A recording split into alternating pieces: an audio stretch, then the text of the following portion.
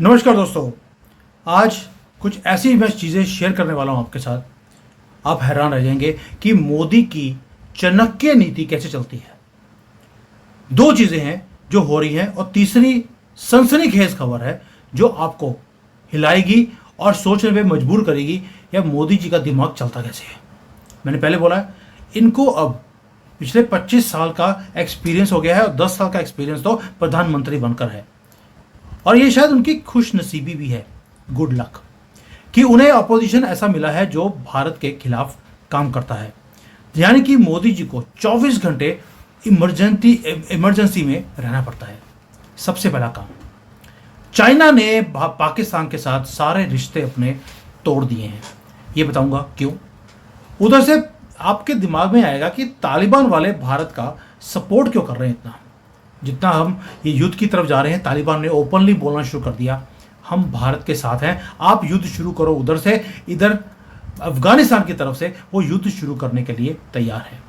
और तीसरा है आसिम मुनीर।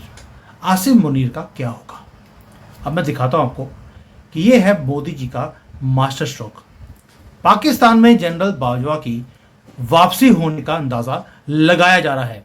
ये बहुत डीप अंदर से इंफॉर्मेशन आई है कि जनरल बाजवा ऑलरेडी पाकिस्तान को छोड़कर भाग गया है। उसे मालूम है कि अब टारगेट किया जाएगा आसिम मुनीर को, वैसे ही जैसे सुलेमानी को डोनाल्ड ट्रंप ने अटैक किया था और उसे मार दिया था, जो ईरान का आर्मी चीफ था। ऐसे ही अब मुनीर को भी खत्म किया जाएगा। पूरा प्लान है and this General Bajwa knows, और वो कोऑर्डिनेट भी करवा रहा है क्योंकि उसकी अपनी एस्पिरेशंस हैं। वो प्रेसिडेंट ऑफ पाकिस्तान बनना चाहता था, आज भी बनना चाहता है, और डील उसके साथ हो रही है डीप स्टेट की। बिकॉज डीप स्टेट मुनीर को, पाकिस्तान की जो गवर्नमेंट है उसे लाइक नहीं करती, लेकिन जो जनरल बाजवा है उसे लाइक करती है। इसके ऊपर बाद में बात करेंगे। आपको लगे है कैसी बातें कर रहा हूँ, ऐसे नहीं बोल रहा हूँ, बहुत एनालिसिस है इसके पीछे। अब सबसे पहले आते हैं चाइना के ऊपर। चाइना क्यों सपोर्ट नहीं करेगा पाकिस्तान को और उसने अपना हाथ क्यों खींचना शुरू कर दिया। उसका रीजन है मेरी 8 या 9 महीने पुरानी कई वीडियोस, जहां पर मैंने बोला था कि चाइना ने पाकिस्तान को बोला है कि तुम भारत को जाकर बार बार हर महीने तंग करो, कीप ऑन प्रिकिंग देम, ताकि इनकी अटेंशन तरक्की की तरफ ना जाए। वो आपको, मुझे, कभी बांग्लादेश को, इन्हीं को संभालने में इनकी एनर्जी और पैसा बर्बाद होता रहे। एक क्लियर इंस्ट्रक्शन था चाइना की तरफ से कि तुम जब भारत के ऊपर अटैक करोगे, टेररिस्ट अटैक करवाओगे, तुम्हारा एक ही काम है कि तुम 3, 4, 5 लोगों से ज्यादा तुमने किसी की जान नहीं लेनी। उससे क्या होता है कि आपने कभी 2 मार दिए, कभी 5 मार दिए, इतना हल्ला नहीं होता। प्रेशर पड़ता जरूर है गवर्नमेंट के ऊपर, बट ये नहीं है कि कोई पब्लिक रिएक्शन आएगा। लेकिन अगर तुमने बड़ा अटैक किया तो वही होगा जैसे बालाकोट हुआ था। तो इसलिए छोटी छोटी चीजें करनी है। जिन लोगों को भेजा गया इस बार पहलगाम में, उन्हें भी क्लियर इंस्ट्रक्शंस थी कि 4-5 लोग ही मारने हैं। लेकिन क्योंकि इनके अंदर नफरत इतनी ज्यादा है हिंदुओं के लिए, उनको मजा आने लग गया था जब उन्होंने 4-5 लोग मार दिए। उसके बाद वो एंजॉय करने लग गए और करते करते उन्होंने 25-30 लोग मार दिए। रिएक्शन आना ही था और चाइना को मालूम है कि ये पाकिस्तान ने अपने पैर पर कुल्हाड़ी मार ली है। अब पाकिस्तान को सपोर्ट करने के लिए चाइना को अपने असला भी देना पड़ेगा, पैसे भी देने पड़ेंगे। वो उस हालत में नहीं है कि इसकी सपोर्ट की जाए। दूसरा, मोदी जी का मास्टर स्ट्रोक। एक तो ये हो गया कि पाकिस्तान की गलती, और चाइना की इंस्ट्रक्शंस क्या थी। अगर आपको याद होगा, मैंने बहुत बार बोला था कि पाकिस्तान को यूज किया जाएगा, छोटी छोटी चीजें वो बार बार करवाएंगे भारत के साथ। वही हुआ। अब आते हैं मोदी जी का मास्टर स्ट्रोक कि चाइना सपोर्ट क्यों नहीं कर रहा। कई बार आपने देखा कि लोगों ने बोला कि यार हमारा ट्रेड डेफिसिट चाइना के साथ इतना ज्यादा है, $100 बिलियन से ज्यादा तो हमने ट्रेड करना शुरू कर दिया, इसको बंद क्यों नहीं करते। मोदी जी को मालूम था कि एक दिन लड़ाई होगी जरूर पाकिस्तान के साथ। उस वक्त क्या ऐसा मैं करूं कि चाइना पाकिस्तान के साथ खड़ा ही ना हो। उसका रीजन अब आपको आ गया। जितनी इकोनॉमी पाकिस्तान की है उतना तो ट्रेड हम चाइना के साथ कर लेते हैं। यानी कि आज चाइना को दिखता है कि ये तो बेवकूफ कंट्री है पाकिस्तान, मैं इतनी बड़ी मार्केट भारत की कैसे छोड़ सकता हूं जब वो ऑलरेडी खुद नीचे गिरने की कगार पर है। अब जो भारत ने इतना ट्रेड किया है, आज चाइना हमारी मार्केट को छोड़ नहीं सकता। हमारी इन्वेस्टमेंट्स को छोड़ नहीं सकता। और चाइना की हमने इतनी इन्वेस्टमेंट्स भारत में करवाई हुई हैं, उनके सारे जितने भी इलेक्ट्रॉनिक कंपनीज के फैक्ट्रीज हैं वो भारत में लगी हुई हैं। इसलिए चाइना अब चाह कर भी पाकिस्तान की सपोर्ट नहीं कर सकता। इसलिए बोलता हूं, जब आपके पास लॉन्ग टर्म विजन होता है, आपको पता होता है कि मुझे अपने जो ये है दुश्मन है इसको कैसे अपनी फेवर में खड़ा करना है, इसी को चाणक्य नीति बोला जाता है। और चाणक्य के वर्ड्स है कि राजा वही है जिसको महान राजा बोलते हैं, जो बिना लड़े दुश्मन को हरा दे। और हमने वही काम किया। आज आपको समझ आएगा कि ये इतना जो हमारा ट्रेड बढ़ाया है उसका रीज़न क्या था आज इस दिन के लिए। दूसरी बात, अब आपके दिमाग में आएगा कि यार चाइना को तो समझ आ गया, व्हाट अबाउट अफगानिस्तान। अफगानिस्तान में ऐसा हमने क्या कर दिया। अब आप बोलेंगे कि यार वहाँ पे तो हमने गेहूं भेजा, चावल भेजे, खाना भेजा, इसलिए वो हमारी भाषा बोल रहे हैं। नहीं सर, मुद्दा वो नहीं है। हमने वहाँ पे पॉपी की कल्टीवेशन बंद करवा दी, वहाँ पर खेती शुरू करवा दी हमने गेहूं की, अफगानिस्तान के अंदर, जो कि एक रेगिस्तान एरिया है।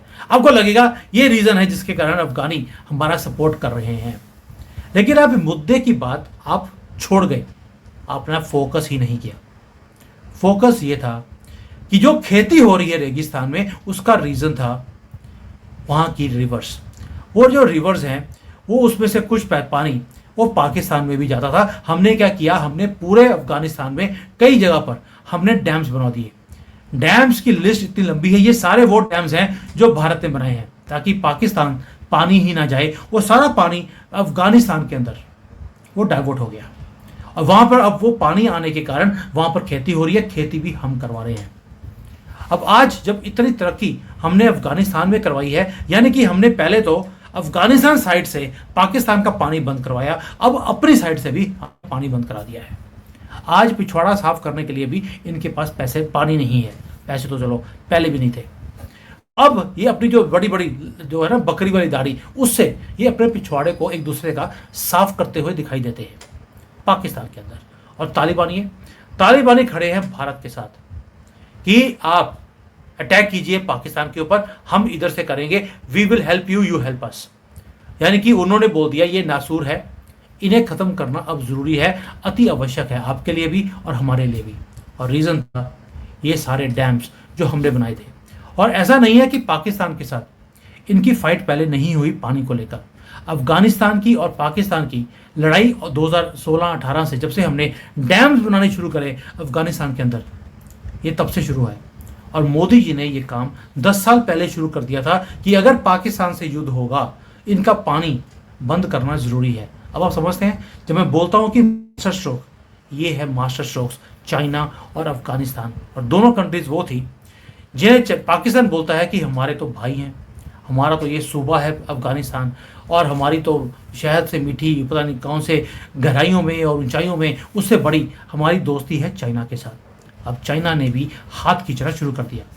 आपको लगेगा कि यार चाइना ने तो इतने अभी यहाँ पर इनको फाइटर जेट्स, इतने वहाँ पर आर्मी के राइफल्स, इतनी शिप्स, ये सब कुछ दे दिए। हाँ, मैं बोल रहा हूँ कि चाइना अपना हाथ खींच रहा है। चाइना ने बोल दिया कि ये नंबर्स दिखाने के लिए हैं, ये उड़ने वाले तो है नहीं। तो तुम उड़ाने की कोशिश करोगे तो तेल कहाँ से लेके आओगे भैया, तेल भी है नहीं। तो इसलिए चाइना को भी मालूम है कि सिर्फ दिखाने के लिए और है और करने के लिए कुछ और है। वो भारत की मार्केट को नहीं छोड़ेगा, और भारत की मार्केट को ना छोड़ने का रीज़न है हमारी डिपेंडेंसी। हमने उनकी डिपेंडेंसी अपने ऊपर इतनी ज़्यादा बढ़वा ली है कि चाइना अब चाहकर भी हमें छोड़ नहीं सकता। अब ये हो गया दो। अब आते हैं बाजवा के ऊपर। अब बाजवा के साथ डील क्या हो गई है। आसिम मुनीर को तो जाना ही है। उसकी आर्मी में, जो पाकिस्तान की आर्मी है, उसमें कई लोग अभी भी हैं जो इमरान खान की सपोर्ट करते हैं, बाजवा की सपोर्ट करते हैं, और कुछ लोग हैं जो मुनीर के साथ हैं। लेकिन जो मेजॉरिटी आर्मी है पाकिस्तान की, वो मुनीर को लाइक नहीं करती, क्योंकि मुनीर एक आईएसआई का एजेंट था, इंटेलिजेंस का आदमी है।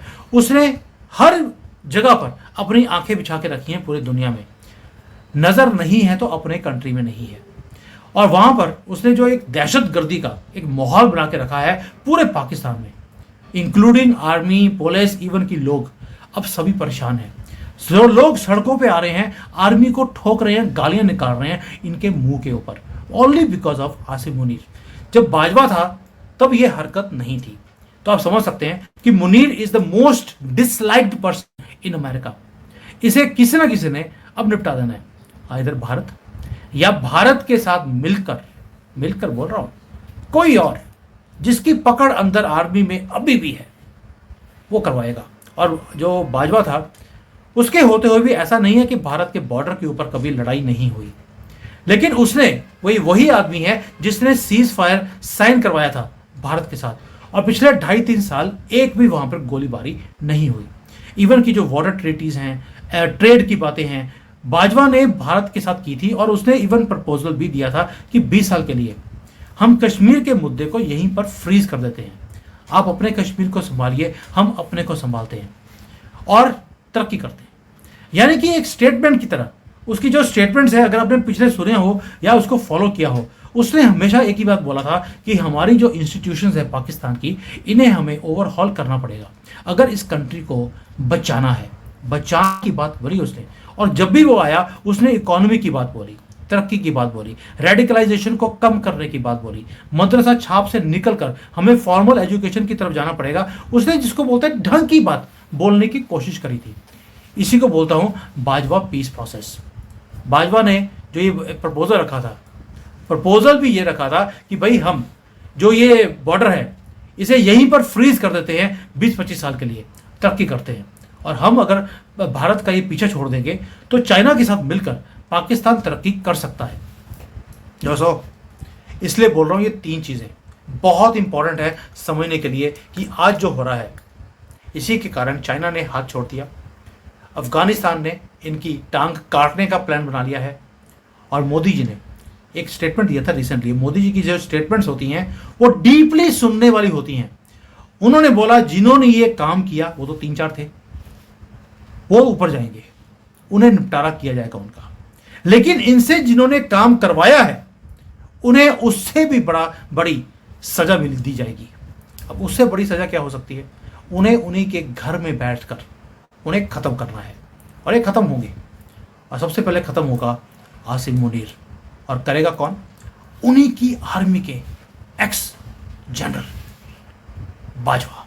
इसलिए बोल रहा हूं कि जो चाइना को हमने चेकमेट दिया है, अफगानिस्तान को हमने यूज करना शुरू कर दिया, और इधर से बाजवा को हम बोल रहे हैं कि बेटा जो तेरा बचा कुचा पाकिस्तान होगा उसका प्रेसिडेंट बनने का तुझे शौक है, बन जाना, और आशीर्वाद है किसी बहुत बड़े जिसको बोलते हैं कि वर्ल्ड सुपर पावर का, कि भाई अब बाजवा को सपोर्ट करो, आसिम मुनीर को खुटिया न लगाओ, 72 होर्स के बाद भेजो, और ये निपटारा जो 1000 साल से लड़ रहे हो, क्रिप्टेड पैसेज ट्रंप का भी आ गया है कि 1000 साल से लड़ रहे हैं, जबकि ट्रंप को मालूम है कि पाकिस्तान को बने अभी 75 साल ही हुए हैं, तो 1000 साल की बात नहीं है। वो भी इनकी जो पैदाइश थी 1000 साल पहले, ये उसी के ऊपर ये हिंट कर रहा था वो कि 1000 साल पुरानी लड़ाई है, इसे ऐसे ही ख़त्म किया जाएगा, ख़त्म कर और ख़त्म अब हम करेंगे ज़रूर।